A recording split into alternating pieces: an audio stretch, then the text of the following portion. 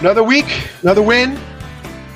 So far, so good. Trying to get to the bowl game, trying to get those 6 wins. This is a game this past week that a lot of people said was a potential pitfall for Maryland. They didn't pass with flying colors, but they did pass. So you take it. You hope the young kids learn from it and move on and grow from that.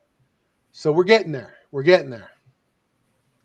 Yeah, a football game was definitely played, right? Yeah. Yes, it was. And a football game will be played again this Saturday. That won't have much intrigue. I think the season really starts a week and a half from now at Wisconsin. Pretty much. That's the issue with having these super soft schedules. This is probably a good year for it, given the youth and everything needing time to settle in, freshman quarterback, everything else like that. On the flip side, like you said, we're about going to be a quarter into the season. Really, still have no idea who they are because of the competition. Except that I do feel a little more comfortable with the team, like that they have a legit quarterback who can play, is leading the country in passing yardage as a freshman, right? So he's doing well. There's other good signs. The defense looks good. The special teams look good. There's stuff that were question marks that have come out on the positive end. So I think the defense looks great. I think the defense looks great, and I think that'll hold up, to a decent extent. Obviously, you're going to give up more yards and points and everything against Big Ten teams, but I think the defense is for real. I don't know if the depth, if you start getting injuries there or on the offensive line, obviously, but, that kind of goes without saying, I guess. I think to me, like Larry and I were talking a little bit beforehand, it felt like a bit of a choose your own adventure kind of game. I mean, yeah, sure, they won fairly comfortably. I don't think anybody really expected that Northern Illinois was going to be able to find a way to beat them in this game, even when it was pretty tight at halftime and whatnot. You could look at positives like, hey, they got to the red zone 6 times. They only scored 3 times though. You have, Malik looked pretty good. 2 touchdowns, 250 yards passing, no picks, but he did have that bad fumble. And if you were watching the game like I was, there was a lot of staring down receivers. Even that pass to Shalik Knotts was kind of a terrible throw that luckily Shalik was able to adjust to, and that corner just missed getting his paw on it, which would have changed the whole outlook of the game. There are concerns. It's Maryland football. There's always concerns, but I do think if you want one positive for me, it does look like the defense. We don't know how good it is, but it looks like it's not terrible. So, like at least from baseline perspective, when you were looking at the team on paper coming into the season, the thing that scared me the most was the defense on top of the offensive line. But that's annual. And the defense looks like it's at least good enough to really be able to play. It's been a while since they've only put up this few points or allowed this few points in the first 2 games of the season.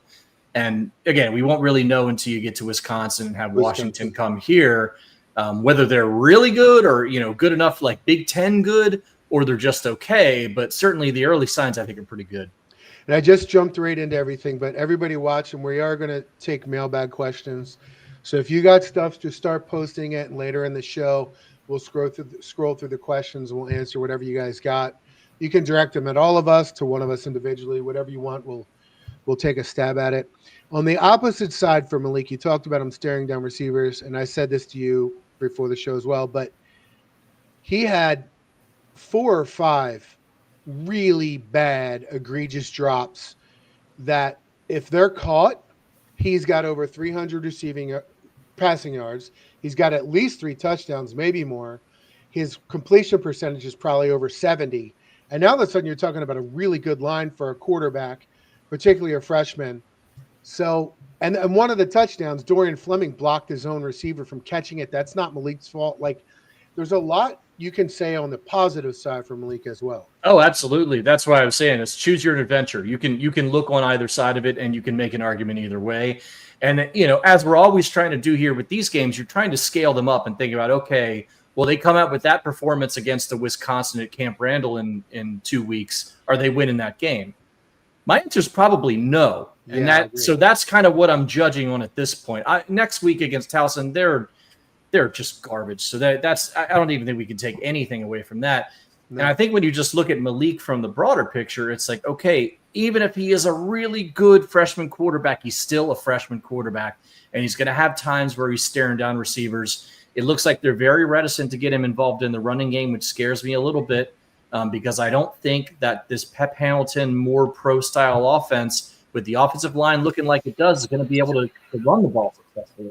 Certainly not with he wants to line it up with those two tight ends and smash it down your throat, but that takes, as we all know, certain type of personnel and mindset, and collective chemistry, and that doesn't seem to. I think you got to get it outside, bounce those fast running backs outside more often. Obviously, he knows he's forgotten more than I ever know, so maybe I'm missing something, but they're last in the Big Ten so far with 99 rushing yards a game. I'm going to do the positive again for that. Maybe they're playing vanilla on purpose. Yes. Right. So some of it could be that, right? Yeah. The other thought I had when I was kind of thinking they're very good in pass blocking, the offensive line. I would even say good, right? Like they're done very well, and they're poor in the run blocking. And he comes from the NFL. You're talking about these pro sets. In the NFL, there's various offenses. We have, I think, Tom Brady, and I think Drew Brees did this a little bit, where you have this de facto running game, but it's short passes like in the flat and screens and delayed runouts by the running back, and they turn around in a little 2-yarder. Like you have a substitute running game with these short passes. And if they can't run block, maybe you try that. And Malik, I think, can do it. He's good enough to do it. Bring Matt Canada in as a consultant to teach them jet sweeps, right? Reverses. Well, I mean, you joke, but I mean that type of stuff works, and that's what teams do to get around not having a great straight man-on-man, hat-on-hat kind of physical running game. And Maryland just doesn't do that. People want to, knock the Locksley offense and the standard and all this stuff. The Locksley offense is what kept us from being terrible the last couple of years because the defense sure wasn't doing it.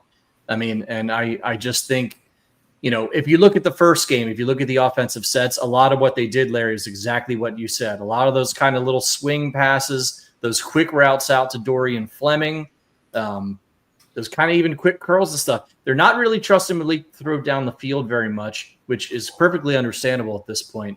So it does wonder whether they're thinking, okay, maybe we won't be able to run the ball we want to, so we've got to scheme around that a little bit. But also, maybe let's not put too much pressure on Malik and let's not really show too much before we get to the Big Ten schedule. And certainly in Northern Illinois was going to be the biggest potential roadblock for that situation. It seems like they were able to pass it.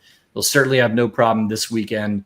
And then, once you're at Camp Randall against a Wisconsin team that looks average at best, you take your shot. So I don't knock them if that's the plan. I just hope that's the plan and not just kind of what's happening. You know what I mean? I hope that's the plan too, and that not that they're just not ready for more. Well, it'll also be a Wisconsin team that probably doesn't have much energy to give on that day, with that being sandwiched in between Alabama and Ohio State on either side of that game. So it's not if you look at Wisconsin's schedule, they're going to be favored in exactly one game the rest of the year. They have Alabama, and that's Maryland. That's it. Maryland, Ohio State, and then 2 weeks later it's Oregon and is it Michigan, the other one? They play Penn State, they play Illinois, they play Indiana. They got the entire ranked Big Ten plus Alabama. That might be one of the toughest schedules I've ever seen. It is incredible. Bad. They could be better than they were last year and still just go 4-8. Yeah, that's the big question. Other question is whether Billy Edwards will be playing against Maryland, since he's injured, and this freshman came off the bench and had a great game last week, so he might already be the second stringer potentially. Yeah, but again, they played a poor team too, so. True. Right. Yeah, it's hard to know. It's hard to know what Wisconsin's going to do. I'm not worried about that yet. I think next week is just a really great opportunity for guys to go in there and try and get some of this stuff straight. They certainly got the penalties figured out this week. They only had 5 for like 50 yards, which you'll take in college football every day. 3. 3 penalties. My stats said 5. I could be wrong about that. Well, Locke said 3 in the thing. I think I saw 3, but either way, it's it was still considerably better. But that's kind of like when a politician says everything's up, and you're like, up from what? Like the low that you caused, and now it's up. Like what? Okay, It's You'll better, but, certainly take. I mean, 3 or 5. You'll certainly take that in college yes, football. those are That's very good pretty numbers. I'm joking, but yes, like Yeah, See, when you had eight in the first quarter of the previous week. yeah, 5 on Yeah, that first drive. I mean, it's just incredible to me. But yeah. yeah, I mean, there's certainly some good things going on in there. I mean, it's just I don't think Northern Illinois is any good. So you certainly don't look at that score line and feel too great. But like Larry said, I mean, there were some missed opportunities, and one or two things goes the other way. And this is a 35 or 40 to whatever, and you're not even sweating it. So Plus, it's just one of those games. It's September. The coach was shortening the game too. Like even at the end, Yeah. down 11 points, they're like running it up the middle with 2 minutes left. So that was incredible. Maryland missed a few opportunities with the Malik fumble and one or two others, but then also he made the game so short with the most conservative play calling I think I've ever seen. When his quarterback threw the ball, you could see why that was the game plan, but still. Yeah, but Northern Illinois is creating holes for the runners, and Maryland wasn't. That is very concerning when you start playing teams like Wisconsin or Michigan that they play later on. A bunch of the teams like the Big West, the old Big West teams in particular, and even Rutgers now, that's kind of their MO too. That does not bode well for me for Maryland. It's not awesome. I mean, if you want to look at it, Henry, the little kid who was really fast, he went for 3.3 yards a carry, 90 yards over 27.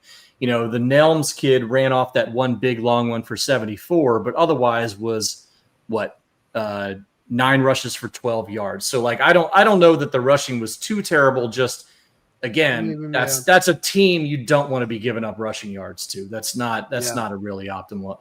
That's the one knock for the defense, I think, is you can't be letting a team like that run on you at all. But if I was a Northern Illinois fan, I would have been absolutely out of my mind watching this game with that ridiculous offense. I mean, did they think they could just like if they didn't let Maryland score again, they won somehow? It was so they cover the spread. Yeah, right. Well, there was serious backdoor cover potential there too. It could have made it on bad beats. But it was interesting because it was so bad at the end. Maryland was only up 11 points, but they put Christian Martin in to finish the last drive. It didn't even. It was like, yeah, Malik, you're good. We're done. We don't need you anymore because clearly they're not trying to win. I mean, if I was a Northern Illinois fan, I would have been livid. I would have been out of my freaking head watching that guy. I can't believe that it looked like they really weren't even trying to win the game at that point in the second half of the fourth quarter. Yeah, it's wild. The other thing that I also mentioned to you, Paul, pre-show is the turnovers. So in the first game, they got the 6 interceptions, and that obviously skews the stats in a certain way and makes Maryland look better than maybe they were. And then the second game, they lose the turnover battle. And some of that's sometimes turnovers are fluky. You don't have a ton of control over them and stuff like that. Mm-hmm. So the Malik fumble was kind of fluky. That's kind of a fluky one, for example. So that's a kind of thing where if that evens out, then that also makes that game look better for Maryland and could potentially make you feel like in a more even turnover type environment, Maryland will have a better shot in the future games too. I don't know. Well, I mean, Northern Illinois didn't throw it a ton. So, there wasn't a lot of ball hawking out there, but yeah, I don't know. Turnovers are just they're just so fluky. They're such a fluky thing, and especially in college sports. So it's obviously you can't count on getting 6 turnovers in a game, but I certainly don't think the secondary or the linebacker unit really hurt themselves in this game at all. They just went out and did a job, and that was fine. You'd like the run defense to be better, and certainly going into playing in Wisconsin, you want the run defense to be better. So if there's one thing about defense I'd be concerned about, that's where I'm at. I think D-line is actually respectable. Cam Rice has looked really good. They were very high on him, transfer, and he's looked the part.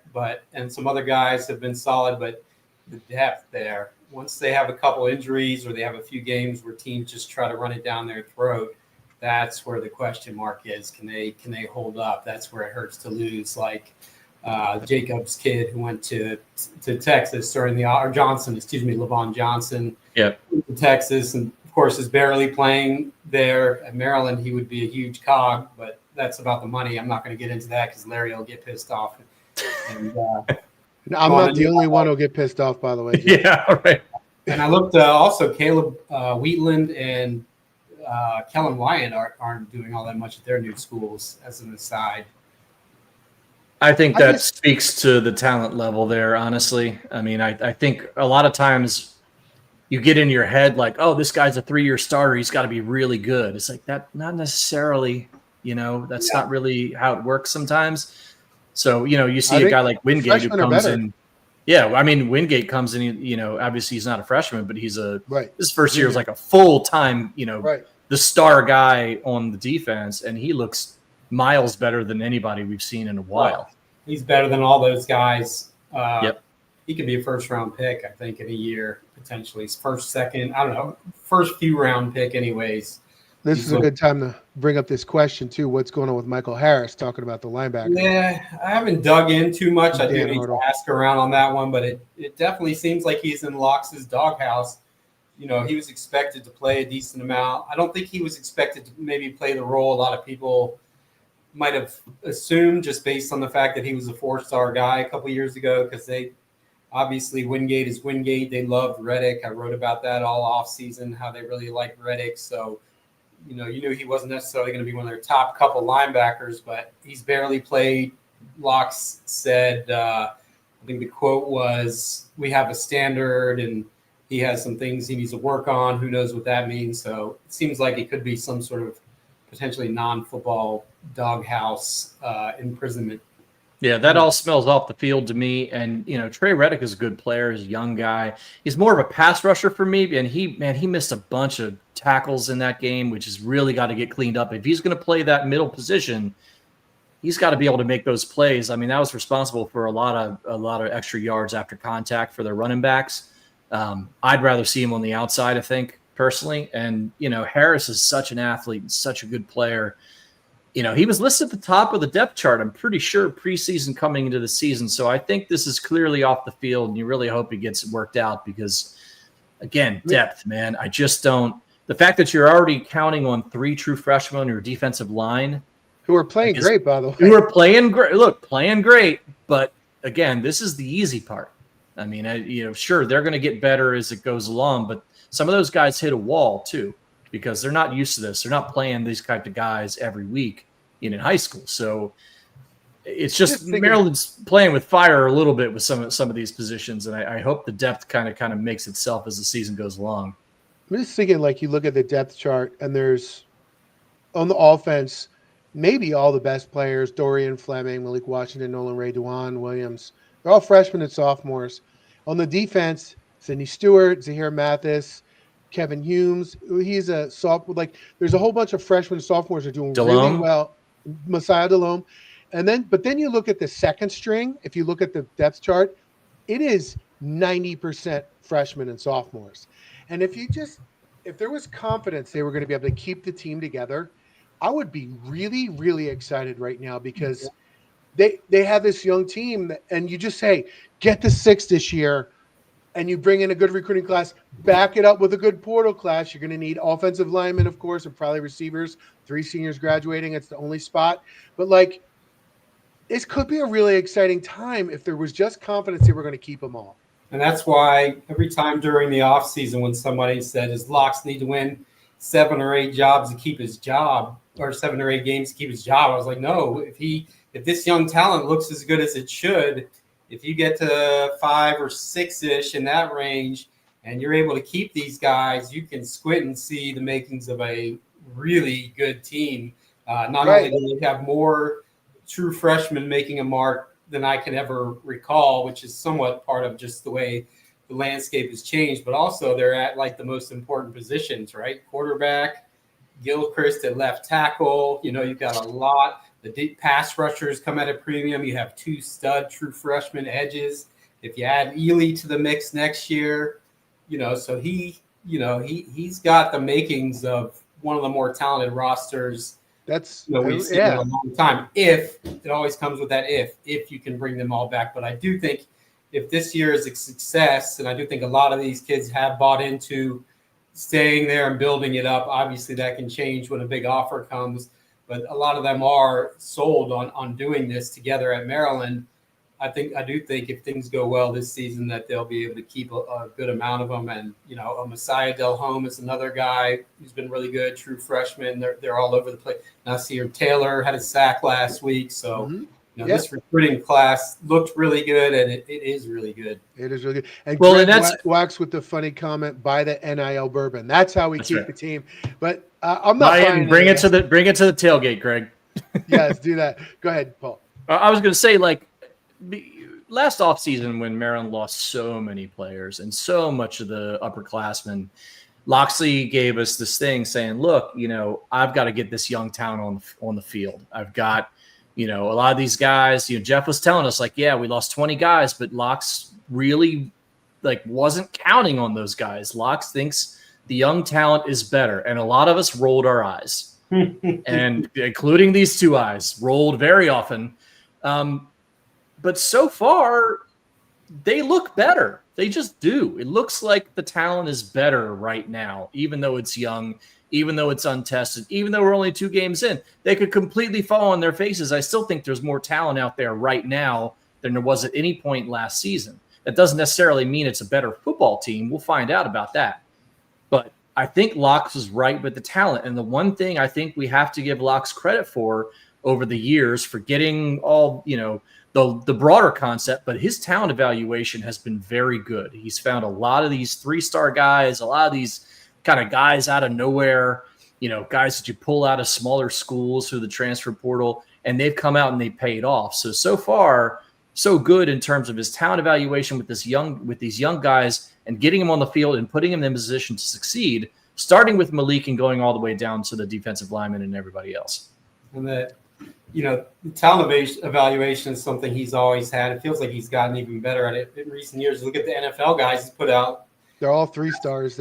Almost all of them. There's a few 4-stars mixed in, Tommy Akingbussote and a couple others, but for the most part, it's all 2- and 3-star guys.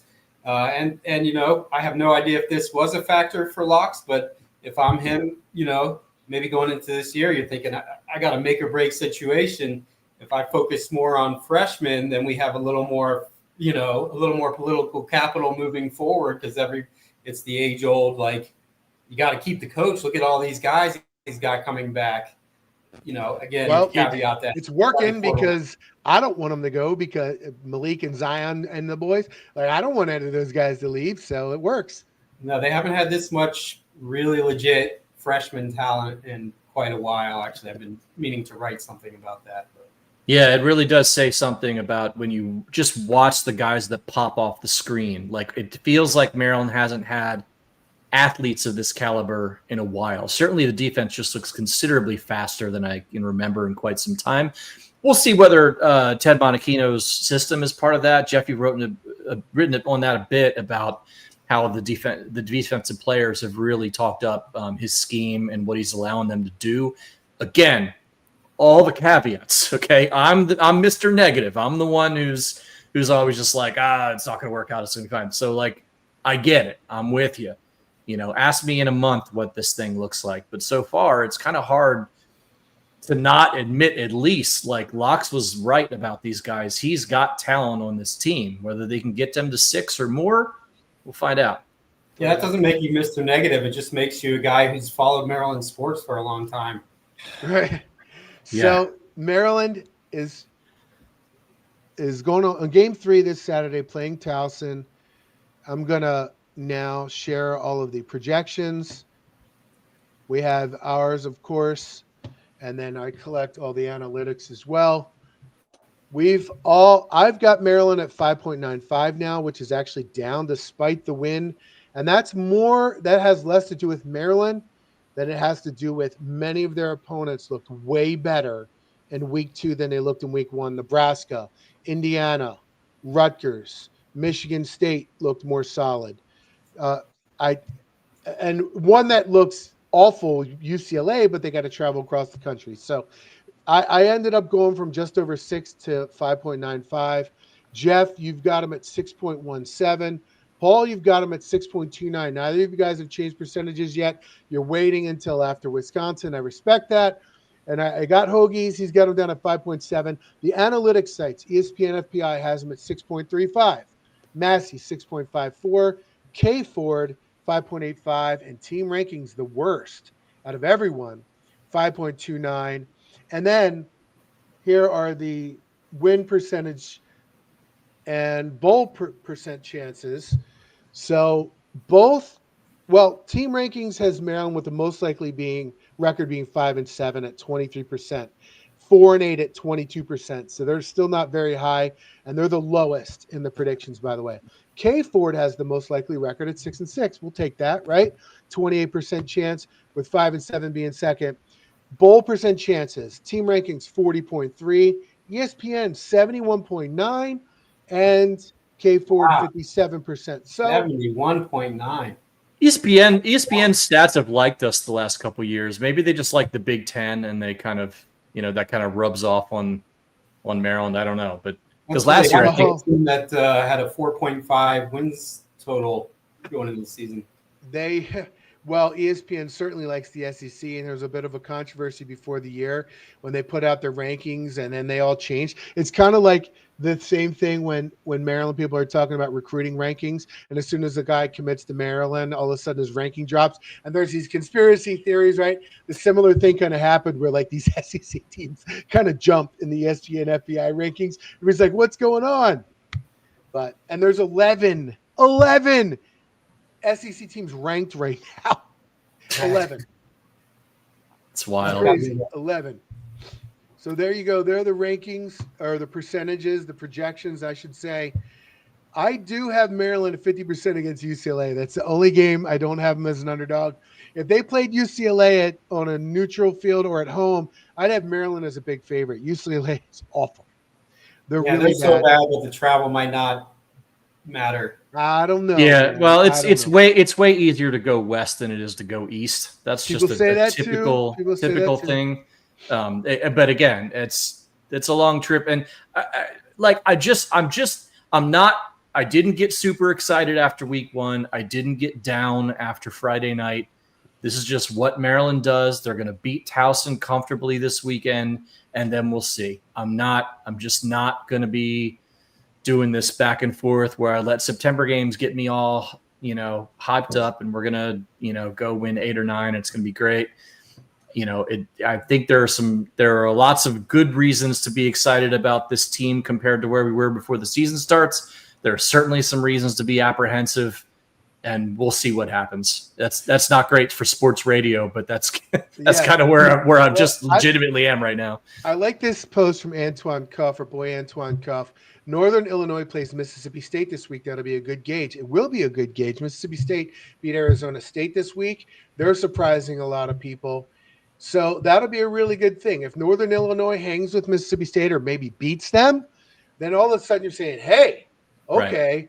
Well, if they get blown out by Mississippi State, then you're saying, yeah. That's funny, because that might actually be a better piece of information for predicting Maryland's season than us playing Towson. Oh, 100%. This week coming up is all going to be about how the other teams look more than Maryland. Unless something really crazy happens, like Maryland wins by 3 points or something, then you're right. We're just taking a break until basketball starts if that happens. I do want to note this though from Septical, another friend of the show. Wisconsin is technically still in the month of September, so Maryland does have a chance. September 20th, it's easily within. That's right. Now, I don't remember the last time Maryland lost a game in the month of September. That would be a good stat for somebody to find out, because it's probably been a minute, right? I'm sure it's happened. Michigan State, was that in September last year? Yeah, maybe. I don't know. Usually we're so good in September. I know they have the non-conference winning streak and all, but I'm sure there's a conference game or two that's stuck in there the last few years. Yeah, Mr. Provost is Michigan State. There you but go. Besides that, Maryland's not known. Jeff, you made the comment about the easy schedule. They're not known for like they're not known for ridiculous schedule. They're not known for the easiest either, but they've in the non-conference they played Virginia, obviously, and they played Texas. That was a bunch of years ago. They played West Virginia. They played Syracuse. It's not lighting the world on fire, but it's also not like what Indiana's doing or what Penn State's doing, right? So it's not the worst. Yeah, the past few years it's gotten softer. But they also have a 4-game series with Virginia Tech schedule coming up. That'll be really good. Although Virginia Yeah. Tech stinks. I think I said it last week. Every year it comes more obvious that Frank Beamer was the magician when you look at how mediocre they've been pretty much every year since he was gone. But, if they can pick it up a little bit, which they should be able to do playing in the ACC. Man. Virginia Tech, they were a one-coach program, and it's looking like, right? That's how it looks. They're looking rough, bro. Why's not gaining any headway at all. Fuente was a disaster. He had they won 10 games, I think, his first year. And that was after there had been some decline from Beamer, and everyone was really excited. Hey, we're back. Virginia Tech fans are saying, and they won the 10 games, but then it was just straight downhill every year from that. He destroyed all the recruiting. And now Brent Pry does not look good. You can only imagine how many times they're saying we should have hired Shane. Yeah. Watching the success he's had at South Carolina. I know. And a lot of people on the Maryland message board love to make fun of Shane Beamer, and there's some good reason for that. But also, he's doing a pretty good job. They've become a legit. I would say maybe they were close to a playoff team with 9-3. They're a nationally relevant. We'll say it that way. They're getting back to like the Spurrier, like kind of late Spurrier level, right? Like they're a competent football team in a tough conference. Like he had a lot of NIL. He had a lot of money to throw around. You don't get. That's okay. Bring back with Norris Sellers. You don't get the defensive end from DC. Dylan. Thank you, Dylan Stewart. Dylan Stewart, yes. Nick Harper, they've got some money. Yeah. Well, they do have some money, but they still look like anything. Yeah. That game. Well, we're going to be picking when we do our pick 'em later on. Vanderbilt at South Carolina is a really juicy game this week. Diego Pavia, that dude's talking a lot of shit and he's backing it up. That's going to be really.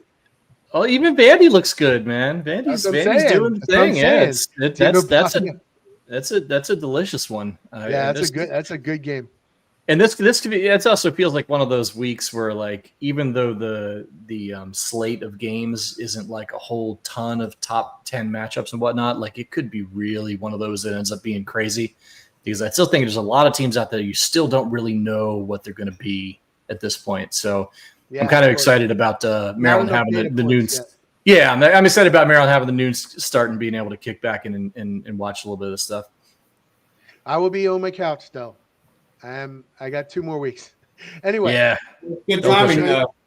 That's perfect timing. I guess I'd rather be at the game. Road game and a bye week next after this. I'd rather be at the game. Anyway, Prester.John208 says PFF has special teams ranked 133rd. That's surprising me, but it's got to be about coverage. It is about coverage. It's about coverage because it hasn't been good. But like, I feel like the punting and kicking has been good enough that it's from the bottom of the barrel. That's odd. Yeah, I mean O'Hara missed one on Friday, but he just kind of shanked it. Like that's going to happen every once in a while. I think he's going to make most of his kicks. Yeah, and McPherson is awesome. Man, he's good. Both of those guys, I think those guys are going to help win some games. So I guess returns haven't been very explosive either. So returns and that's got to be what it is. But still, it feels like their grades have been a little mystifying at times. But also maybe they're probably experimenting with that stuff too. They're probably saying, all right, Sean O'Hare can't kick it to the end zone. Let's see what happens if we do some little kicks to the 5-yard line. How are we covered? And then maybe, they figure that out and they say, all right, who can kick it into the end zone? We're just going to get somebody to do that and eliminate all of this other stuff. That would be, I hope that's what they do. Yeah, I mean, they were really bad on special teams last year. They hired Andre Powell, who, as Locke said the other day, it's the first time in a few years they've had a dedicated special teams coach. So you would think they would be improved, but we'll just have to wait and see. The return game hasn't done much, and coverage, obviously, with the short kickoffs and I think FAU had several near, returns, touchdown returns. Yeah.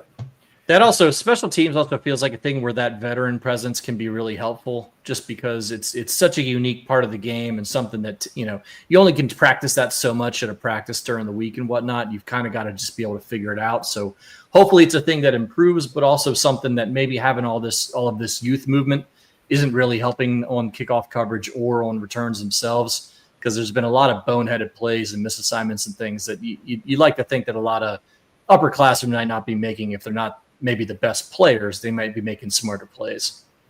Yeah. All right. Well, I think we've beat the football horse to death. We know where they are, and Towson is Saturday, and I feel like we're just in this waiting another week and a half, and then we got the real stuff to talk about. So, Jeff, basketball recruiting is on fire right now. It is going crazy.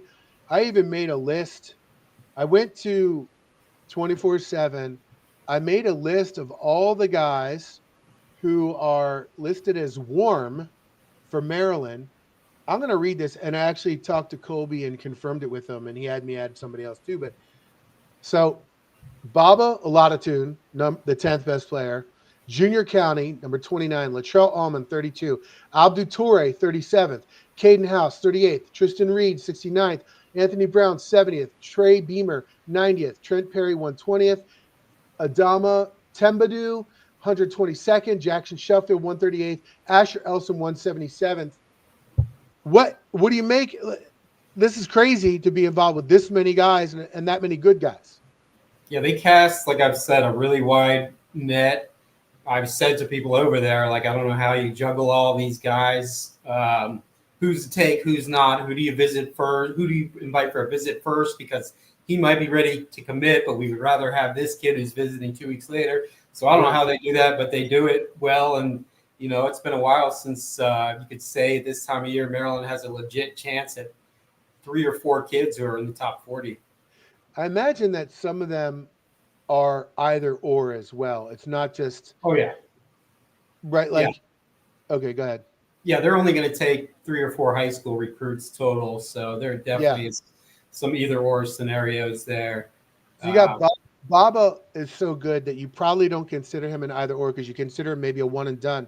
Yeah. So then you've got Tristan Reed as a center, Jackson Sheffield as a center. You probably still take one of them along with Baba, because they're going to be a long-term player, but you don't take both, right? Like, and then you've got the Corey Allman, the kid from Virginia, the big man, still hasn't, as far as I know, he hasn't set a date, but I think that they have some traction there. So that's another center. They desperately need bigs. When you look at the roster, right? Who are the bigs on the roster next year? Basically, nobody. But they're going to have to go to portal for that. They'll hit the portal hard. I'm wondering if they'll take a point guard. They are recruiting several. One who's visiting this week, obviously, you mentioned Trey Beamer. He's the number 9 point guard in the country. Virginia Martinsville, Virginia kid who's playing at IMG Academy, and then Anthony Brown from Carroll High School, who really took off this summer. As Colby wrote about, he was on campus a few days ago, or about a week ago, I should say. So those are really, there's not a lot of depth point guards. So I wonder if they don't get one of those guys. You probably wait till the portal, but yeah, I think they'll take 3 or 4, and it'll probably be a mix of maybe one more of those top 30-ish kind of guys, and then a couple of like the Tambidu kid you mentioned who visited last week. He's a little bit outside of the top 100, but they really like him a lot. So there are a lot of options in play. Well, I say they get Baba, Junior County, Latrell Allman, Abdou Toure, Caden House. Those 5, all 5 top 50 players. What do you think? Let's do that. It's monster class. I predicted it. I didn't say what year it was going to be. That was 10 years ago, Jeff. I know. Moses Brown, Keldon Johnson, Devon Dotson, Aaron Wiggins, and Jalen Smith, right? You got 2 of them. Yeah, 2 out of 5. Still a good class. It worked out fairly well in the end, certainly with the Sweet 16 class out of it, but that was not fun. The Dotson announcement and the head fake at the last second. Yeah, let's not bring that back. I still catch grief about that one. Yeah, I mean, and Buzz doesn't really thrive on blue chip recruits, right? He's not getting a lot of McDonald's All-Americans, or he hasn't been. It does seem like he's leveling up a little bit at Maryland with the caliber of kids that he's getting, as opposed to previous spots, which are, 2 out of 3 were football schools. But, I think it'll be another mix of, like I said, if you get junior county and then you take one of these bigs who's around the top 100 level, you've already got one kid, remains to be seen what he's going to, what his upside is. But it's hard not to have faith that they'll get a pretty good class just based on the effort and based on the way that they resonate with these kids. Yeah, and when you're talking about recruiting high school versus the portal, it's almost like you need to go after guys who can be immediate contributors, right? Because you might only have them for a year, maybe 2. So I don't know. Now Buzz is obviously different. He's one of maybe the only coach, at least on the top of my head, who's been able to convince guys to redshirt in year of our Lord 2025 and stick around for longer than typical. So maybe he can do it differently, but I'd imagine a lot of other coaches thinking, all right, well, if I get this kid in here from high school and he can't contribute right away, it's kind of a waste of a scholarship, right? So it'll be interesting to see how Buzz approaches that, just thinking out the next 2-3 years in terms of how he wants to build this roster. Obviously, this year he just had to throw together literally whatever he could. But once you start to see a plan, that'll be interesting to suss it out and see how that works out. It seems like there's kind of 2 crops of players on this year's roster. There's like the group of 6 to 7 seniors and like a couple juniors maybe. And then there's a whole bunch of freshmen and sophomores. And they're going to lose that upper group. But then a lot of those freshmen and sophomores will come back, we expect, right? Because Buzz can do that. And then you backfill it with another class and you backfill it with another portal class. And all of a sudden now you're filled out with a nicely balanced roster. Yeah, for sure. And, Buzz keeps his player retention is better than anybody in the country. So with that said, you just have to hope that his eye for the hidden talent on some of these younger guys and development is just as good. And then you can see to where they'll have more consistency from year to year than almost all other programs do, because he just doesn't lose nearly as many players. They got to be good players, but yeah. All right. Well, there's your basketball recruiting. I think it's time that we hear from our boy Wheels. Hey everyone, this is Wheels, and we're back for another Inside Maryland Sports Non-Revenue Sports Report. Going to start with volleyball, who I haven't mentioned so far in these past couple weeks. The Terps find themselves on a 3-game winning streak after beating UMBC last weekend. Nice. They've got a pretty manageable remaining non-conference schedule, which continues tonight against Delaware State in College Park. The Big Ten, as always, will be brutal for the Terps. 7 teams in the Big Ten are currently ranked in the national top 25. That and wrestling, good luck to them this year. They're Men's soccer continues their strong start. They kicked all the balls into the net against Pacific this past week in a 4-0 rout. On Friday, they head out to Madison to start Big Ten play against the Badgers. There we go. The women's team has been trampled underfoot of late. Those last 2 games, they've lost one to Florida, then they lost 1-0 to James Madison last week. They head up to State College on Thursday to take on number 8 Penn State. Should be a tough game. Larry's favorite golf team finished 15th out of 18 teams, 1 spot ahead of Penn State. Down in Charleston this past week, they and the men's team will be out on the practice tees for the rest of this week before getting back into play. And that is it for this week's Non-Rev Sports Report. Shout out to Terp legend Don Sheeler for his awesome tailgate at the NIU game this past Friday. Take care, everyone. I'm sad I did not go to that tailgate. But he's just hitting you where it hurts with that last line, huh, Larry? Yeah, that's brutal. You can almost taste the Jello shots. I can almost taste the Jello shots. So I'm not doing a lot of that these days. You guys would not be jealous of my diet right now. Sounds like me before my colonoscopy a couple weeks. I'm like a survivor now, eating lots of like plain rice. Speaking, a little rice vinegar on there, spice it up a little bit. I'm putting a little bit of butter. I'm not supposed to have butter. A little bit of butter, salt, and pepper. That's about it. Oh, So I want to show you. Let's see. Okay. Share. No. Share audio. He said trampled underfoot. There's a great Led Zeppelin song called Trampled Underfoot, but I'm afraid if I share a YouTube page, you guys won't be able to hear it. It is so good. Hang on. Let me see if it's a commercial anyway. Did you guys know that? Trampled Underfoot? I don't know. Did I he? love Led Zeppelin, but that one doesn't ring a bell. It's funny, Led Zeppelin T-shirts have become popular with young people now. I'm sure most of them don't even know that, like they don't listen to it, but it's just like a weird thing where they just wear them. there was a thing with the people wearing, like, kids wearing Nirvana shirts for a while. Same That was kind of the same deal. thing. It's like, oh, my dad liked this band, you know. Yeah. All right, I'm going to try it because I really badly just want to try it now. Can we share audio? That's the problem. Let's see. We're going to share a window. We're going to share this window. Share. Tell me if you can hear this.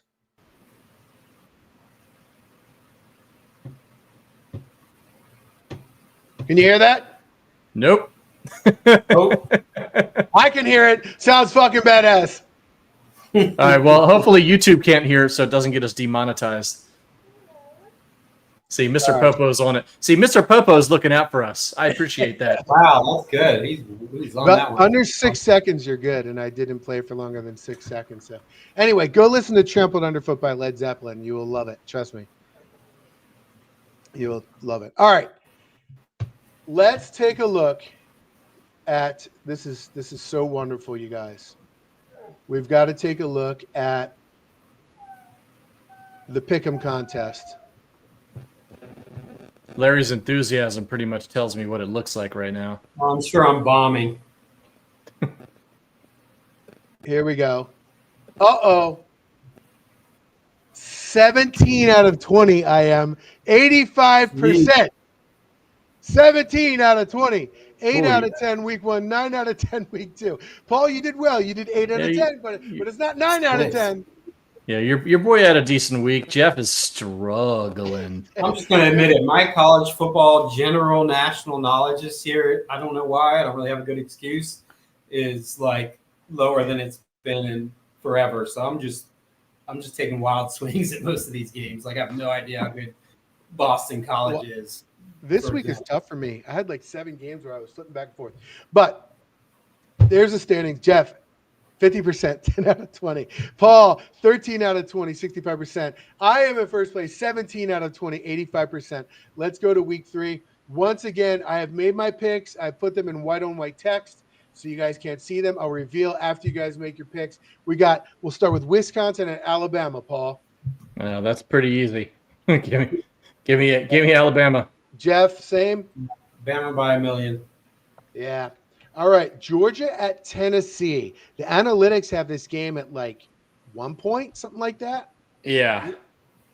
That's a tough one. Kirby's had their number. I mean, but nothing's forever. So I'm going back and forth on this one. Me too. I think I'm going to – famous last words, I'm going to take Tennessee in a game that matters. How about that? I'm going to go Tennessee, too, for the reason that I will be at that game with my wife and son. My son is taking a college visit to Tennessee this weekend, so I will be there. There you go. I know some current students there, some of Andrew's friends and our family friends that have kids there. It should be fun. I've been to Ohio State, so I know what those elite, game day experiences are like. But it'll be interesting to see what it's like down there. But yeah, I'll go Tennessee. Why not? All right, Duke at Tulane. This is tricky. Tricky. It is tricky. Darian Mensah, the $4 million man that Duke paid for. They got their lunch handed to them by Illinois last week. They're on the road at Tulane, who a lot of people pick as the group of 5 representing the playoff until South Florida did what they did. But okay, go ahead. Yeah, I don't know. I think Duke's a better team, but I kind of feel like the wave is going to get them. So let's go with Tulane. Oh, sorry. Okay, Jeff. Yeah, Tulane's been a cool little emergence lately. I'll go with them also. All right. Texas A&M at Notre Dame. Another tricky game. You got one data point for Notre Dame. They lost at Miami, though. So, Yeah, give me the tough one. Domers. Okay. I hate Texas A&M. Screw them. I hope they're terrible. Always. I'll take Texas A&M. Notre Dame has obviously taken a pretty big step back this year. Yeah. It's funny that you hate Texas A&M over Notre Dame. Notre Dame has been the love or hate team for decades. I hate them Very- too, but A&M and just those weirdos, man. I don't know. That's different for me. It is the cowbells. Hold All on, right. this is a Trojan thing, Paul. No, it's well. I mean, we hired too many coaches from Texas A&M for my liking personally, but it's whatever. Yeah. All right. Vanderbilt at South Carolina. We were talking about a Diego Pavia at Lenora Sellers, Dylan Stewart, Nick Harbor. I think Vanderbilt's good, but I think South Carolina's better, and they're at home. So give me the fighting Beamer boys. All right, Jeff. I can't pick South Carolina. I'll go Vandy. Nice. I appreciate standing on business there, Jeff. That's Minnesota at California. The fans and the fans are something. They are definitely something. I think we lost Jeff, and then he popped back in for a second there. All right. Minnesota at California. This is interesting. I'm good. California's got that freshman quarterback. I can't remember his name right now, who's surprised everybody. But Minnesota's blown out their two very weak opponents so far, though. All right. Yeah, I think get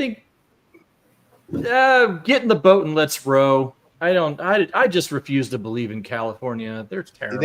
It's also traveling from Minnesota to the West Coast, right? That's not as bad for them. That's a little bad, but still far. It's a little jaunt and for them. 2 time zones still. All right, Jeff.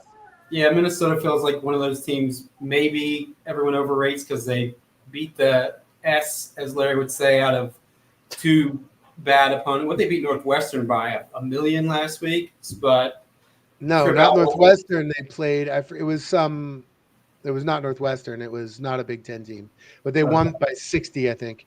So with the trip west, I'll go Cal. Okay. Clemson at Georgia Tech, another very tricky game. Clemson has not looked good for 2 weeks, certainly not lived up to their billing.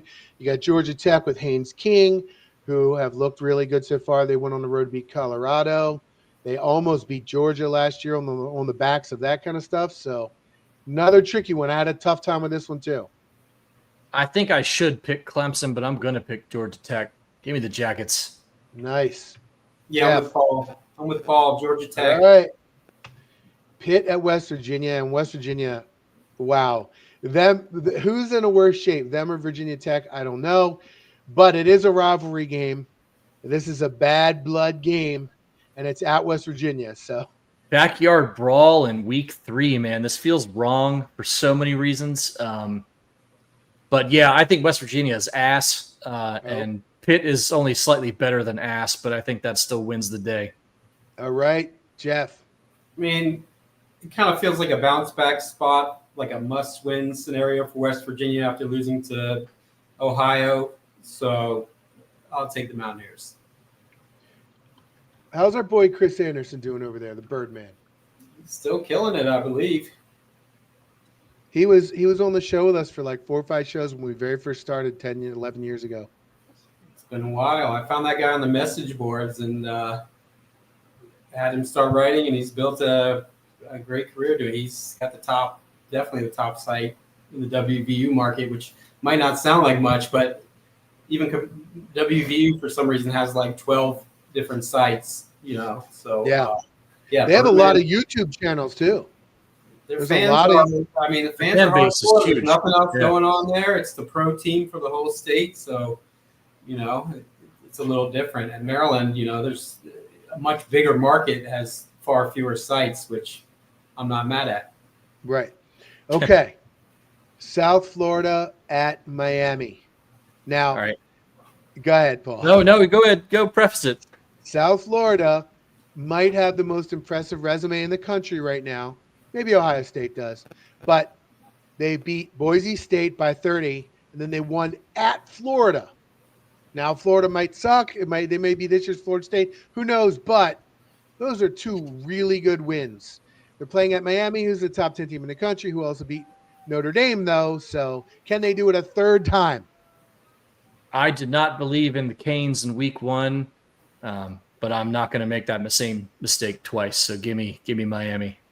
All right, Jeff. Yeah, I'll go Miami. It's tough to pull off that kind of upset and then bring it again the next week. If they do, that coach will be the hottest coach. Even if they don't, and they're finished 10-2, 11-1, that coach is going to be probably the hottest commodity in the country. I'm just guessing you guys are going to pick Maryland over Towson. Now that's the last game. I'm going to reveal mine now. We all have Alabama. I did pick Georgia. You guys both picked Tennessee. We all picked Tulane over Duke. Oh, man. I'm not making up any ground on Larry this week. We got the same picks. We both picked Notre Dame. Paul, you and I. Jeff picked Texas A&M. Paul, you and I both picked South Carolina. Jeff picked Vanderbilt. Paul, we both picked Minnesota. Jeff picked California. Here's a game. Georgia Tech. You guys both have Tech. I've got Clemson. Paul, you and I both have Pitt. Jeff has Miami. All three of us picked Miami, and all three of us picked Maryland. So there you go. There's three differences for us, Paul. Okay. So, fair enough. Well, 2 differences. Yeah, I'm doing more homework next week. I can't be embarrassing myself like this. So yeah, it's pretty bad, man. You gotta up your game a little bit, dude. Yeah. Even that's Larry's dog in the background is just whining over looking at your picks the last couple weeks. Yeah, that is my dog whining in the background. I was going to say, I wasn't sure if you could hear it. He talks a lot. He very badly wants to go on a WALK. Yeah, don't say it badly, and I can't say it because it'll get worse. So unfortunately, Ghost, you got to wait for a little bit, buddy. All right. So there's the picks. Let's just look at this one more time. This is beautiful. Look at those standings right now. Larry's locks in place by 4 over Paul and 7 over Jeff. Yes, let's go. Okay. Hard to tell which one of us at one point was a very successful gambler and which one most of us weren't. Who, me? Yeah. I've never been a gambler. You're a poker guy. You're a poker guy. That's not gambling. It's the same thing. Nah, not really. Analytic Very mind. Different. Yeah, it is that, but poker, you have control. Like, you can win long term at poker. Gambling, you don't have control. Like, I still bet, but I put like $10 just for fun. I don't bet anything that could cause me harm because, like, I watch the games when I put a lot of money on them, and I'm like, just like, what the hell? Don't you know? I bet on you, you asshole! What are you doing? Like, I'm screaming at I'm the same way, dude. I used to be like Scott and Stanford Steve doing bad beats every night, just like, what are you doing? Tick tick tick tick tick tick. Come on. No, it's not healthy for me, man. I do like 8 or 10 little $10 bets. So yeah. Well, you want to you would have like a rooting interest, right, in the games that you normally wouldn't care about. It's a little more fun. I care about our picks as well. I'm rooting for that too. So it just makes it a little more interesting on the Saturdays to follow everything. So that's all I'm doing there. Keep it going. All right. I am certainly not a sharp, and that's partially why I didn't want to. We were picking against the spread last year, and we did okay. We did around 500, but like, I don't know. I don't want people taking our advice on betting. Like, I don't like. Nobody here is putting themselves out as somebody who really knows what they're talking about here. Although I remember last year was awesome. I think it was week 1. We made all our bets, and someone in the chat, I forget who it was, said, "I'm fading every one of Larry's picks." And then I went 4 for 5, and I was like, you lost money, asshole. Yeah, you should have faded my picks. Or really should have faded Jeff's picks. Yeah. It's true. Yeah. All right. Well, there you go. You want to take a few questions before we finish up, boys? Oh, yeah. I forgot we're doing the questions. Let me scroll back. We don't have a lot here. So, like, if you asked one, you're going to get some special treatment. Here we go. Here's JM. Any concerns going into the Big Ten play that most of the kickoffs have been returnable? We kind of talked about that. Sean O'Hare doesn't seem like he can consistently kick it to the end zone. I say they find whoever they can. It doesn't matter. Just anybody that can just kick it to the end zone and just eliminate returns. That's what I would try to do. They might not have that guy, or they'd be using him, is my guess. Well, you need to call Sasha is what you need to do, and just find somebody who can kick the ball as far enough to do it and get out of the way. Is Sasha going to allow that in the middle of this season? Probably not, but they need, Right. it's a bigger deal in college football because they've got the old kickoff rules and that stuff does matter. Well, maybe there's somebody who's third or fourth string is not even playing for Sasha, and he'll be like, all right, you can go do that. Maybe. Be a good story. I don't know. Yeah, it'd be great. All right. Let's see. Here's a comment about Jim Smith and Kirby getting corporate sponsorship for NIL will be huge. Yeah, for Mr. Popo. Yes, of course. We kind of talked about that. The idea that they have this young team that if we were confident about them keeping together, this could be a really, really exciting time for Maryland football. And I would really love to get there. I'm not allowing myself to get there because I just don't. If Malik continues to get better and Sidney Stewart and Zahir and Delhomme and all these guys, somebody's coming with millions next year. And it just well, here's the thing with Locksley. If you're going to keep Locksley around, right, which I am for personally because I want to see what he can do in this environment, but it's a two-step process. It's not just getting to 6. It's being able to keep these guys around and build around them. Like you can't get to 6 and be like, all right, we got this youth movement, and then all the guys go leave to bigger schools, and then you're like, all right, what are we even doing here? If we can't even keep them around, what's the point? Like I said, though, I think it's a little different with this class. You're going to lose, just inevitably, you're going to lose some guys, but I do think they'd keep a pretty high number if this season goes well. Locks is still around, and I don't think Malik Washington would leave as long as Locks is there. He's not going anywhere, and to this point, Maryland hasn't lost a ton of top end guys. This year it was basically all backups except when Wheatland and Wyatt were basically told they could go in the spring. So, well, Billy wasn't a backup, and neither was Roman Hemby. Those are okay. That's fair. That's fair. But I still don't know whether Hemby's success so far has been an Indiana offensive line or just him being better than our guys. You know what I mean? But I get the point. Offensive line, but I don't think they're better than the guys that Maryland has now. No, I don't think they're better think so. players. Hemby's going to rack up bigger stats because Maryland has a tough time running the ball, but I don't think he's a better running back than Nolan Ray or DeJuan Williams, and I don't think Billy's a better quarterback than Malik Washington. I'm not sure that's true either. That's hey, by the way, just completely random. Shout out to Michael Hershey.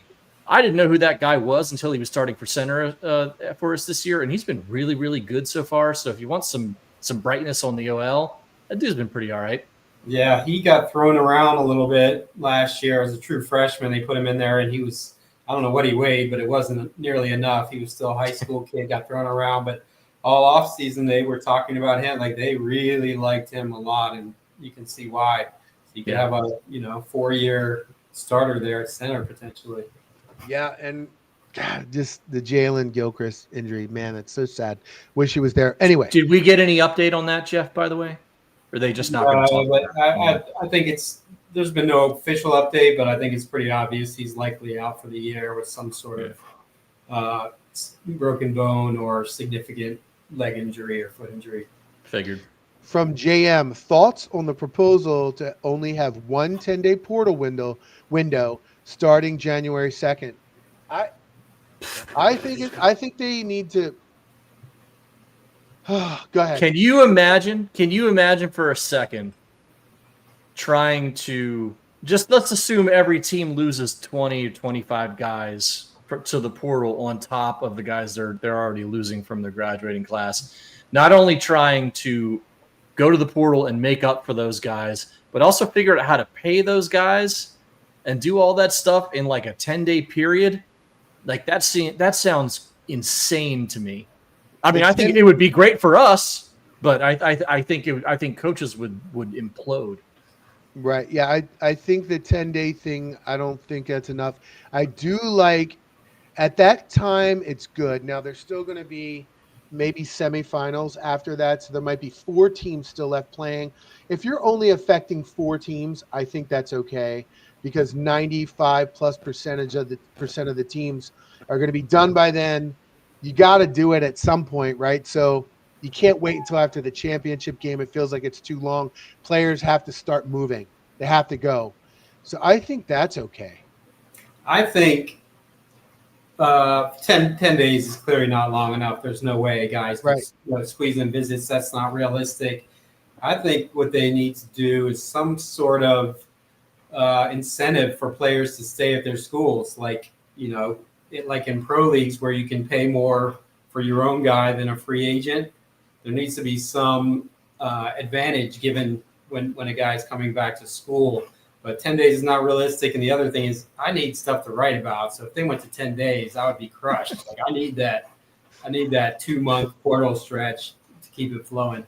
Yeah. Plus, if they did 10 days, it would just everybody would be tampering 24/7. Like there, because you'd have to have deals practically done the moment that window opens. Yeah. Here's Ghost, by the way. He's come over to really make it known. He's not subtle when he wants something. So, yeah. So if you're watching, you can see I just tilted my camera down. He's over here, like kneading on my thigh, like let's go. Anyway, all right. Let's see. Okay, from Seftical, he said, had to downgrade wide receiver talent to get talent everywhere else. I guess they're doing a money ball, right? They all have limited money. They can't spend. They're not Ohio State and Texas. I said that in the spring. I'm surprised they're not going a little bigger at receiver, and they probably could use a few more. And several people had the opinion that receivers, you can just replace them with anybody. You just need somebody to catch the ball and run. And it's kind of how running backs are viewed now, except for the elite guys. They're very replaceable.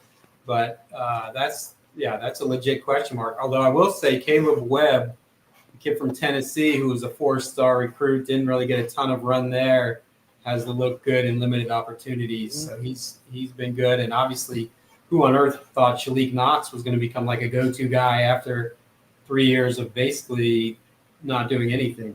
It's the Amba Etatawa situation where he was nothing he transferred to Syracuse and was All-American his last year. So I'm still a little concerned about the wide receiver room. Farouk's been a bit of a disappointment so far, but like you said, Webb's been good. Knotts has stepped up. I'd like to see more from Octavian. He might just be who he is at this point. And none of the younger guys are seeming to be able to push their way into playing time. And I think that's a bit of a concern, but it's early on. So we'll see how it goes. Certainly you'd like to see some of those guys get some playing time on Saturday. It could also, this could also tie back into vanilla gameplay. Yeah, right. Could be. Here's from Mr. Popo again. It was Akron, Larry. I believe that's in regard to me saying Nebraska looked good in their second week because they whooped up on Akron, but he doesn't like Nebraska. We've talked about that before. Okay, let's see. We already did that one. PFS has special teams ranked at 133. We did that one. Let's see. Brent Pry won't be there next year. That's a comment. We were talking about Virginia Tech. No, he will not. So, yeah, I don't think so either. So, okay. Let's see. Okay, here we got from Tony Jernigan, second. Tony Jernigan, the second. Is that a player? There's a player named Timmy Jernigan for Florida State. Is that what I'm thinking of? Okay. I got to rewind and start from the beginning, but 1, go Terps. 2, how about that pass rush? 3, I expected more from Nolan Ray. So go ahead, Jeff. Take number 2. How about that pass rush? Pass rushes look really good. Same thing as everything else we've said. It was against 2 lower-level teams, so who knows? Maybe they go out and get stonewalled against Big Ten teams, but it looks pretty dynamic. Those guys have some serious bursts, and that's what we heard all offseason. Nolan Ray, I think a lot of that is offensive line and design, as we talked about earlier, trying the smash mouth, which really isn't working. But I will say, I do think he and Williams could probably do a better job of picking holes, but I really don't feel like it's been mostly their fault. I think it's just the blocking and the design so far. Those both feel like guys who should be running out of shotgun formations, doing read options, things of that nature, and they're not doing it. They're being lined up in the eye. They're going under center sometimes. It just doesn't feel like either one of them really fits the current running game, and that might be a thing the coaches can kind of work out, especially over these next couple of weeks and with the bye week before you really get into the Big Ten, but it's certainly a bit of a concern on the offensive side. All right. I'm marking all the. We have more questions than I thought. More questions and comments. Here we go. Seftical, shiny new practice facility to sell. Jeff, For I think that's. basketball. Oh yeah, Yeah. that's Basketball regarding we're basketball. talking? Basketball. Yeah, it's definitely going to help. Actually, we had an article about Anthony Brown, the Carroll point guard I mentioned earlier, and he was talking about how nice it was, how Buzz Williams had told him he wanted him to come visit first so he can show it to him. So yeah, it helps. Obviously, it helps a lot less now that you can give them money. As Locks famously said last year, they'll get dressed in what did he say, in a dumpster or a porta potty or whatever, as long as the money's right. But it'll definitely help. Yeah. Okay, we've got from Mr. Popo again. Who plays Payne's minutes when big refs muck up road game calls? That is 100% happening. Is it Colin Metcalf? Yeah, yeah, he's the backup five. There's not really another. I mean, Do maybe you Christian. slide Saunders over? You go. I guess? You can go smaller with Saunders, but yeah. Yeah. Okay. All right. Matthew Owen asks, who are the top 3 ball players on this year's team? Go ahead. I assume he means basketball. I mean, Yeah. I think Pharrell Payne is, from everything I've gathered, is clearly the top guy. Not much question there. After that, I'm going to say Miles Rice will be in the top 3, and maybe Saunders. Actually, from what I've heard, he's really shooting it well. Maybe one of their best shooters as a 6'8" big man, but we don't know exactly. There's been obviously the Diggy Coit bandwagon is fully fueled up. He should be good based on the hype, and who knows what Darius Adams. It's really hard this year, harder than I can recall in a while, to kind of get a feel for who's going to be this, who's going to be that. But I'd probably go Payne, Rice, and Saunders right now. Saunders. Paul? No, I mean, I have no. I don't know. I have no idea what these guys are going to look like. It's the weirdest basketball team I can ever remember having here at Maryland. I don't know anything about these guys other than what's on paper and the little bit of film and stuff you can find on YouTube and whatnot, games from last year for their other teams. Whether that translate, I don't know. We'll see, right? I couldn't tell you. It's exciting for a reason. I need to replace Saunders with Solomon Washington. I forgot about him. Yeah, Solo. Best no, it is defensive player in the exciting. Big Ten. Yeah, it's exciting in a lot of ways because you really don't know what you're getting from this team. It's new guys, and a lot of them could be quite good, or they could completely fall on their face. No idea. And I don't know if you guys saw this. We had an article up on the site today about it, but our guy Isaac Trotter, who's really good at 24/7 now, mostly does stuff for CBS. He ranked the best wing defenders in the country, and he had Solomon Washington at number 2, which is pretty good. Yeah, obviously. All right, Mr. Popo asked, when we were talking about volleyball for a second, Maryland volleyball versus the Big. It's like watching guys with muskets fight Skynet. Is it that? It's not that crazy, is it? It's pretty bad, I think. They won They won a couple last year. I don't think it's as bad as wrestling. Volleyball or wrestling? Like, which one is more out of the Wrestling, I think, is in more like there's no chance. But I think volleyball, they actually won some games, and they had some players, I think, who were, I don't know. We'll ask Wheels. Ask Wheels that. All right. We'll have an email over a message. Antoine Cuff, poker is not gambling. You are correct, sir. It is not. All right. Mr. Popo, instructions unclear. Bet the house on Tulane over Duke. We all picked Tulane. A lot of big Green Wave fans here. That's how we roll. Yes. All right. Tony Jernigan the second again, the ex-Florida State player here on the Maryland. And there was also another question down low about Neo Avery as well from Prester.John208. So both of them had a question about Neo Avery. Throwing this in here. Neo Avery, anyone, where's this kid at? Jeff? He doesn't exist. Feels like he's a figment of your imagination.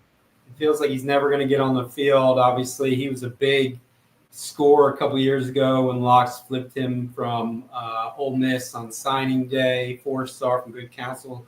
Super athletic defensive lineman. I don't know what the injury is, as is a lot of the case now because they don't really share injury information. Seemed like this was going to be his year to really make an impact, but is he redshirt freshman right now? This is year Redshirt 3. sophomore. Redshirt Right? sophomore. This is year Okay. 3, but it basically is redshirt freshman. I mean, he's barely played at all. So he's missed the first 2 games. No word on what the injury is or when he'll be back. Okay. Paul, Chris L. Can soccer team make it to a Sweet 16 this year? I say I don't know. They're looking good. They look pretty good. They almost beat Wake Forest on the road, other than that weird lightning storm that canceled the game. Right. I've been a little bit out on Sasho because he hasn't really been able to make it work in the NIL era to this point. But They look I pretty don't know. good this year, though. they look good so far. We'll see. This week, does Maryland try to establish the run or the deep pass? I think the run, right? This is your last chance to try to fine-tune that, figure out some things, what's not working, what is. So I'm guessing they go very run-heavy would be my inclination. I agree, and I hope they mix it up a little bit because whatever Pep's got them doing with this power running game is not working. So I hope they're able to maybe mix in some more of those kind of, power spread option stuff that Locks likes to do. But we'll see. I don't know. It's hard to know. Maybe they stay vanilla like Larry suggested, and they just hold it all back for Camp Randall. That's what I'm thinking. So anyway, and they better establish the run against Towson. If they can't do it against Towson, it ain't happening against anybody. Yeah. All right. Greg walks again. Good news. We don't have to Maryland does not have to spend a lot to retain their interior linemen. Yeah, that's a comment. Snarky. Keeping Ouch. the team together. Not Okay. untrue, but There you go. Mr. Popo, Billy was addition by subtraction. I like Billy. I think he's a good guy. I thought he was a serviceable guy. Talent wasn't elite, but he was a fighter. All the standard Pretty gym rat, high IQ. It Very applies. It literally applies. coach's son. It some literally applies. open multiple doors for old ladies. Yes, but it applies to him. No, he is a great kid. Like one Yes. of those, that guy is Right. going to be like CEO of a huge company or president or whatever down the road. But he was limited. He was banged up a lot too last year. And he's banged up again now. Yeah, maybe- he's banged up a lot.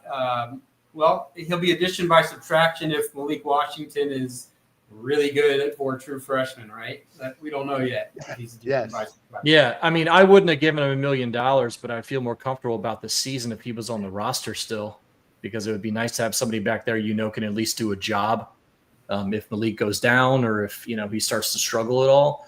Because after that, I mean, I got no confidence in either of the Martins, to be honest. So Malik goes down, season's over, and Yep. I don't know how you go from there. But let's just Hope it doesn't forget we even talked about it. Prester John 208, the 10-day portal would help the deep pocket teams that have already worked deals with player agents. I'll just say this. The deep pocket teams, the elite programs, are going to create advantages for themselves no matter what system you put in place. This is no different. So, yeah, they're going to do that. Yeah. Agreed. I think the 10-day portal's wrong for a lot of reasons, and that's just another one.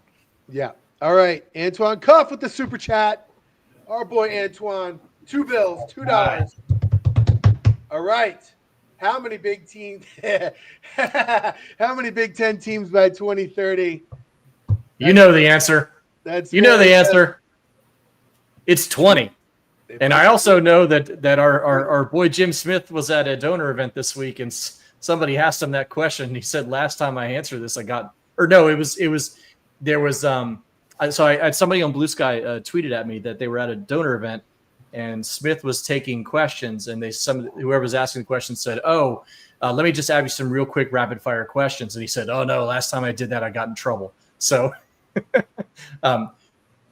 Hopefully Props we to can Brett get him in. McMurphy on that scoop, though. Yeah. What's that? Props to Brett McMurphy on that scoop, though. Oh yeah. Brett did all the legwork on that. Really, really heads up on there. But yes, the answer is 20, obviously, and hopefully Jim will come back on and tell us more about that before too long. Two more funny comments. Aaron Franklin, this year's team can make the College Cup. Okay, cool. Talking about soccer, of course. And then Mr. Popo, last one. Neo Avery's role is to absorb all of the injuries that used to go to the quarterbacks. That's a wonderful thing, except he hasn't done a perfect job because one of them is already hurt. So there you go. Yeah. That's the mailbag. There were all the questions. And if people posted anything in the thread on the message board, it didn't happen before the show. So I apologize. I haven't gone back to look since. So you got to be here, man. You got to be live. You got to be flowing with us. You gotta fit it in, man. It's got to be, we need all these audience participation here. Yeah. All right. I think Maryland puts up a big lead, gets a really big lead by halftime, and then Locksley empties the bench and takes it easy on his alma mater, and they win by 30 or something when they could have won by 50. That's my prediction for the game. You guys, similar? Yeah. Similar, I don't see how it unfolds any other way, to be honest. Yeah. Well, we hope it doesn't unfold in a worse way. There's one acceptable level of result here. That's it. Yeah. All right. That's it for this week. We'll be coming back next week after Towson. So we don't predict that we'll have a lot to talk about there, but we will start being able to preview the real part of the season everybody's been waiting for. We've got about a week and a half until that. So that's right. And on a slight basketball note, I saw earlier today that Maryland is backed out of Maui in 2027. Is it? But because they're playing in another 26. tournament. Because they're probably going to be doing Players Era from now on, fine. Which is great. And we're going to be there this year. So if you're going to Vegas, come see your boys. We'll be at the Circa. We're probably going to be setting up a little event, a little something special. Hopefully we can repeat maybe some of the magic from Austin a few years ago. But hopefully we'll have some more details on that once we get a little closer. We still got some time on it. Hopefully I can eat and drink by then. Yeah, it might be a really, really crappy trip for Larry. Yeah. There's a motivation to live right until then. Not going to be participating in the famous Vegas buffets. We'll just put it that way. Oh, all right. But we will be going to the Spearmint Rhino. Oh, ooh, all right. Hey, I'm in. Yeah, my wife knows. My wife knows what happens when I'm going to Vegas. I'm doing dune buggies and strip clubs. Sorry, that's just the way things are. I don't make the rules. I've been there, and I went with my wife. We went together. Nice. And I'm embarrassed to tell you how much money we spent. That's all I'm going to say. Because they always want the ladies, man. You bring a lady with you, you're living right, but you are paying for the privilege. It was off the air. I'll tell you the stories about that night. You guys have a perception of me. It might change after hearing this. That's all I'm going to say. All right. Well, now I'm intrigued. Yeah. All right. Okay. Thank you, everybody. That's it for this week. We're going to be back next week. Please do us a favor. Hit like, subscribe, click the notification bell. All of those things that really helps us. And also there's something you can do now where you hype. What's it called? You can hype I don't remember how to do it. You can. Hey, we need like a high school kid to come in and tell us what Larry's sounded like about. my dad trying to figure out like the remote control right there. Yeah, no, there's something that you can do now where you hype videos. I guess we should have said it earlier because people can hype it while you're doing it, and it bumps it in the algorithm so people can see it while you're live. Oh, nice. But you know what? So everybody do that thing that Larry's talking about that we don't know. I'll figure it out for next week, and I'll tell people exactly what they have to do. All right. Exactly. That's it for this week. We'll see you next week. This is IMS Radio.